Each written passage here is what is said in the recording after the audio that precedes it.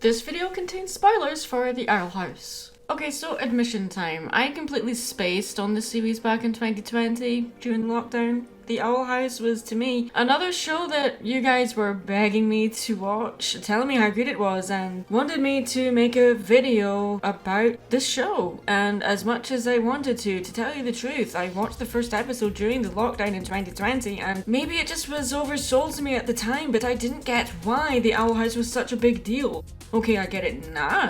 I mean, yeah, the animation is great, the characters are interesting, and the story is really engaging. Not to mention, I genuinely adored how the show is basically an animated love letter to the surrealist movement. Yeah, I'm an art nerd. I took notice of the painfully obvious Hieronymus Bosch references, but other than that, the only thing about the show that stuck with me back then after watching episode 1 was that Ida, the owl lady, was voiced by Wendy Malick, who also voiced Chicha in Emperor's New Groove, the first time Disney ever showed a pregnant woman in an animated movie, blah blah blah blah blah. Hi there. 2 years passed, and after I immigrated from the UK to America in 2021, I gave the show another shot. And after watching season 1 and 2 on Disney Plus with very few breaks in between, other than to eat and not sleep, because who are we kidding, I'm an artist, sleep is for the weak, I went straight to Twitter asking where the heck season 3 was, not realising what a huge can of worms I was about to open. Season 3 was going to be 3 specials, and then that was going to be the end of it. For 5 minutes, can we not cancel stuff? For 5 minutes!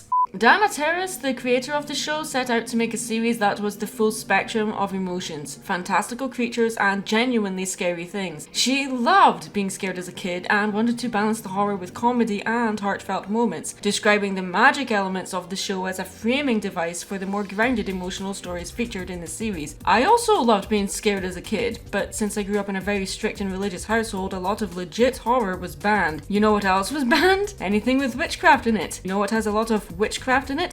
Hey, no. Disney movies. Yeah, I find it laughable and embarrassing that there are actual groups of people who think that if a show or movie depicts witches and witchcraft at any point, that somehow teaches kids how to use witchcraft or somehow turns them into Satan worshippers. Yeah, I can't wait to see how these groups react with Hazbin Hotel finally airs. Hang on. Become a Mary Sue subscriber. Are you really pulling my leg here? This is clearly identity theft. Get out there and find the culprit that's stealing my act. Though the reasons for The Owl House being cancelled are rather ambiguous, it's implied that it was cancelled because it doesn't fit in with Disney's brand, which is a weird thing to say because, well, it's a show about witches and witchcraft has been in Disney movies since the beginning. I mean, maybe it's because, you know, witchcraft is being depicted as being used to defeat evil. I don't know what's going on here, Disney. You're kind of being hypocritical, but that's nothing new. Yeah, I know the comment section is going to be full of comments going, "What, Maddie? The Owl House was cancelled because yada yada yada." All we know is it wasn't cancelled because of budget or ratings. It just seemed that Disney just wanted to be done with The Owl House altogether. And Terrace herself said that the differences that made the show unique, and as well as its slightly older audience than Disney is used to, meant that it just didn't fit whatever Disney's brand is meant to be. In my opinion, Disney just wanted to get rid of it because Disney's just not used to taking risks.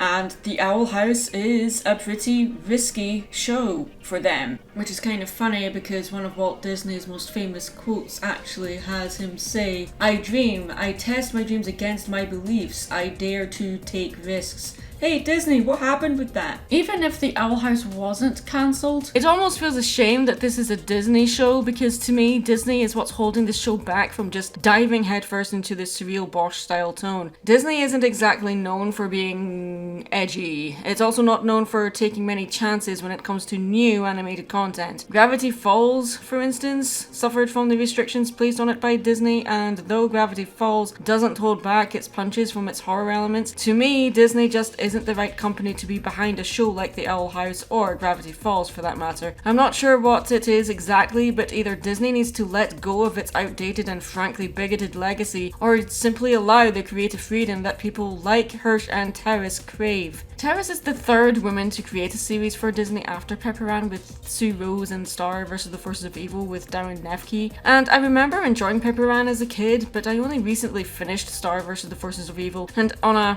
brief side note here, that show is one of the most disappointing endings to a series I have ever seen. And although Star and Owl House don't have much in common visually, I'd argue Star is more of a comedy show than anything, and Owl House is more an adventure show. The level of weirdness and so-called misalignment with Disney's brand is evident in both shows. Having just immigrated, watching a show about a character who finds themselves in a new world was very relatable to me. While Star is about a girl from another dimension navigating life in the human world, Owl House is about a girl finding her feet in the demon realm, a dimension full of fantastical creatures, terrifying monsters, and what seems to scare Disney the most, LGBTQ representation. Ooh, a bisexual Latino. Hold my hand, mommy, I'm scared. Oh, what's that? She's also a witch? Burn her! Let's not jump to conclusions here. As far as I know, there's no concrete proof that Disney dropped or cancelled the Owl House because of the LGBTQ representation within the show. But on saying that, we can't rule it out either. LGBTQ representation isn't just a footnote to the overall story here, but is ingrained into the show itself. The main character, Luz, is Latino and bisexual, and falls in love with a girl named Amity. Their story isn't just a footnote or B-plot that could be easily edited out if a network so chose to, though some of the foreign dubs did change their dialogue to make them just friends. Their relationship is what grounds the show to me, and what made me keep wanting to come back. At no point did this relationship feel forced to me, nor did it feel like and I hate using this term, queer bait. How is Disney more progressive in its shows than it is in its movies?